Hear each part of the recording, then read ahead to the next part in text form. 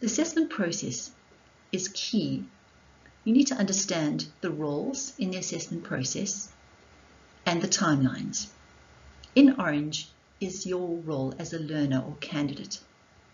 The first step is we have this assessment meeting where we discuss the assessment plan and we agree to that, and we then complete the documents of that agreement. We then proceed with the training and assessment activities are done as per the assessment plan, and then after training a learner will work on their portfolio of evidence and their summative assessments, and a month after training we set a deadline where those documents are then uploaded or submitted to our officers as per the agreed assessment plan. At that point, it is then assessed by one of our internal or external assessors. Following the assessment, they will then compile a feedback report and will be sent to the individual, the learner, to let them know if they have been found competent or not yet competent. If they are not yet competent, you can follow the red arrow. Then a learner is given 2 opportunities to remediate. They will then submit their remediated or corrected portfolio and it will be assessed again. That can happen 2 times. After that, if a learner is not found competent, they will need to pay an additional fee to be assessed again. If a learner is found competent, it then proceeds to the next stage of the assessment process. A learner's record of learning is updated on our systems. The detailed assessor report is compiled and forwarded for moderation. A moderator will then check the assessment results and confirm or uphold the results of the assessor or make recommendations. Once the moderation process has been done, all the records and evidence is filed and submitted to the CETA. Now your portfolio of evidence leaves leading training's hands and is in the hands of the CETA. CETA checks our reports that have been uploaded from our moderator and assessor, and they approve or verify or uphold those results. Once they've done that, a certificate of competence is issued to us, which has a code on it, and we update our systems, and our learners are then notified that they can download their accredited certificate off our system.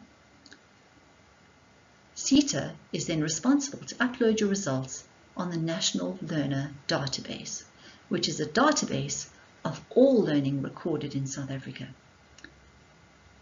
And then your assessment process has been complete. Once you have attended training, you may download your certificate of attendance, but that is not a certificate of competence. Only after the full assessment process has been completed and CETA is verified will you then be able to download your certificate of competence. We have this pre-assessment meeting in order to understand the process of assessment and the role players. We then agree on the assessment plan, so how you will be assessed, and we explain the steps in the assessment process so that you'll understand the different role players.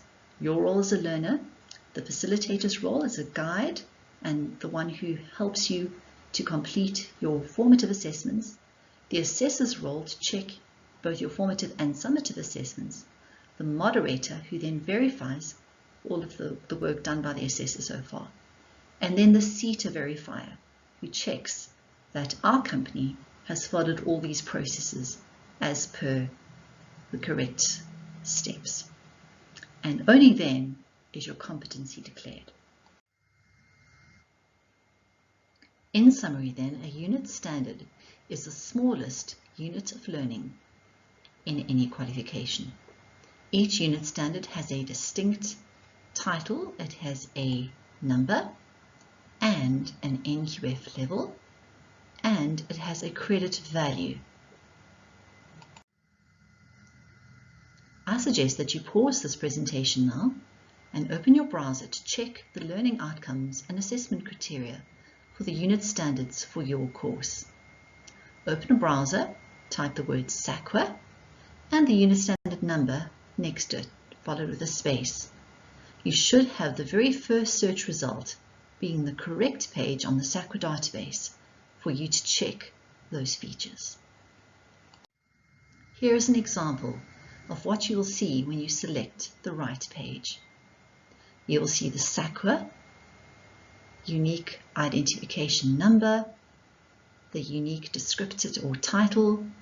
You will then find out details as well as whether it's registered or not, what date it was registered. And if you scroll down that page, you will see listed the specific outcomes for that unit standard and the assessment criteria per outcome.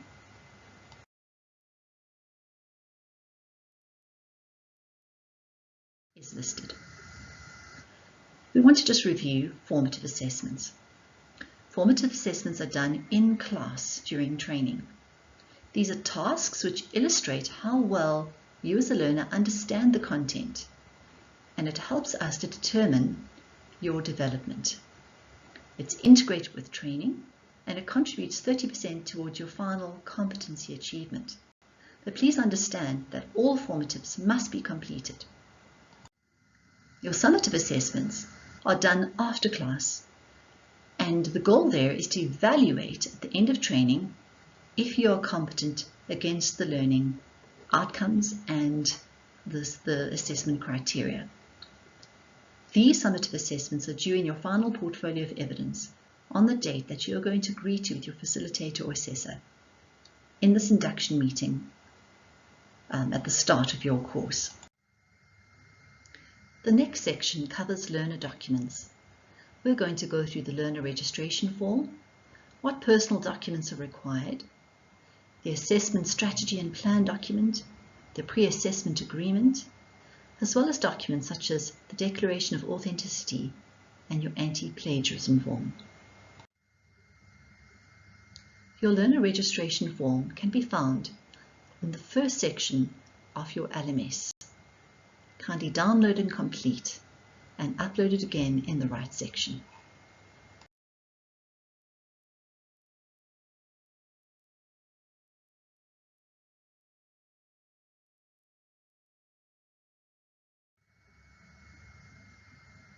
The next very important document is your assessment strategy and plan. You'll find this at the top of your course as a downloadable Word document. This document details exactly how you're going to be assessed and the dates at which your assessments are due. You'll need to fill in your learner details and your ID number, and you'll need to make sure that you've initialed the first page and signed the final page. Together with your facilitator, you need to agree to the dates by which you will hand in your formative and summative assessments. Usually your formatives need to be completed by the last day of your classroom training, whether it's webinar or in class. The date for your summatives is usually not longer than a month after the last day that you attended training. Once you and your facilitator have agreed, ensure that you've filled in those dates on your assessment strategy and plan. The second page of your assessment strategy says that you have confirmed that you've been consulted and have agreed to the training and the assessment process as detailed in the assessment guide. It also says that you have been advised of your right to appeal against any assessment that's unfair, unreliable, invalid, or impracticable, that you've read and understood the appeals procedure, and those documents we will deal with later in this presentation. It also shows that you know that the assessments may be moderated or verified by an external party, etc. Once you've completed this induction meeting, you'll be able to go back and sign that with confidence that we've covered all of those aspects and that you're fully informed of the requirements for assessment and what your rights and your obligations are. The third very important document is your pre-assessment strategy and agreement. What this document is for is to confirm that we have actually had this meeting, and to record minutes of what was discussed. The minutes of this pre-assessment meeting detail each item that we need to have explained and discussed, such as an explanation of SAQA and the NQF, what assessments are going to be needed, and how the process is followed, as well as everyone's roles in the process. On page 2, we carry on with the meeting minutes to explain the learner's role. We also talk about the concepts of qualifications and unit standards. We verify that evidence was explained, how it will be collected, and the portfolio of evidence. We also explain how feedback will be given by the assessor, and you basically confirm that the assessment plan is agreed to and signed and dated. This is very important. The CETA will need to check that you were aware of your rights and that we did have this meeting to prepare you for assessment. You may need to complete a declaration of authenticity, which verifies that the work is your own. If there is one in your course, kindly download it and sign it and upload it when done. SAQA considers plagiarism very seriously. Plagiarism is when you've copied other people's work and tried to pass it off as your own. It's very important that you refrain from doing this and make sure that you've read the plagiarism declaration and have signed and agreed to abide by it. If you're found to have plagiarized, your work will be disqualified and you will not be allowed to be assessed. It is important that you know that you have the right to appeal an assessment decision. An appeal and disputes procedure is in place for you to appeal based on the following: an unfair assessment, an invalid assessment, an unreliable assessment, an unethical practice on the part of either the training provider or the assessor, inadequate expertise and experience of the assessor.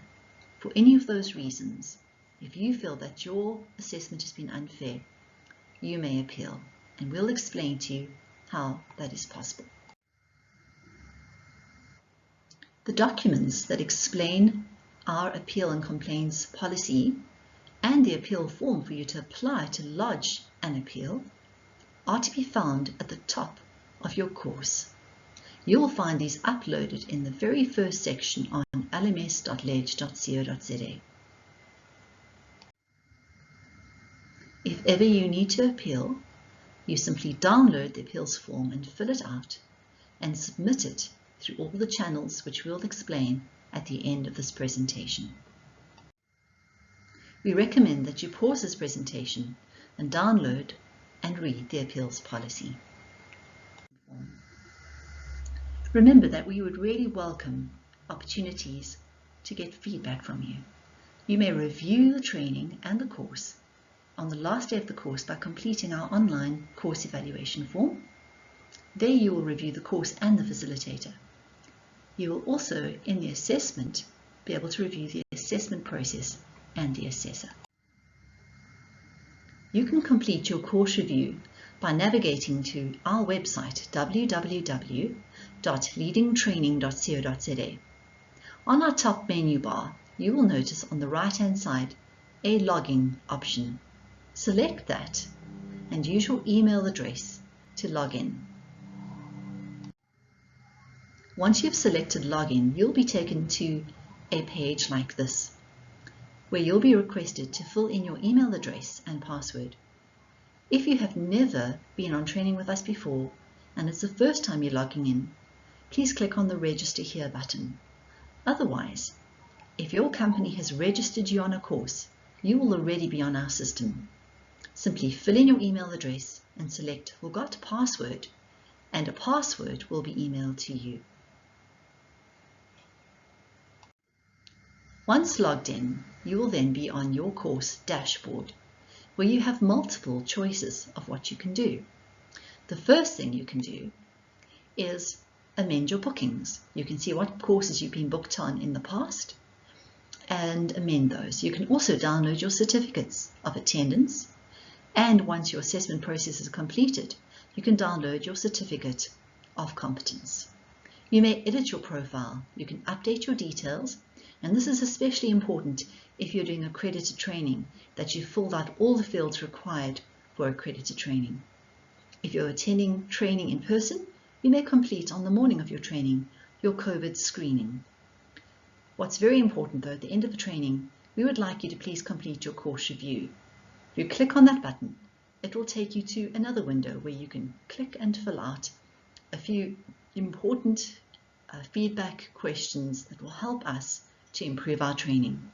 You may also delete your profile for POPI compliance in the future. Once you do not wish to have us store any of your information, you have that choice. And then you can log out when done. Should you have any need of contacting us, your salesperson is always at the end of a telephone or an email. You're welcome to go onto our website, and on the front page you'll see a live chat option where you can get into direct contact with a salesperson.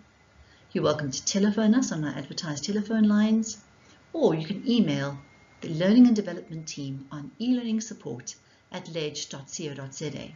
That's specifically for technical assistance with logging onto our LMS, downloading certificates or uploading assessments. Thank you, and all of the best with your assessments.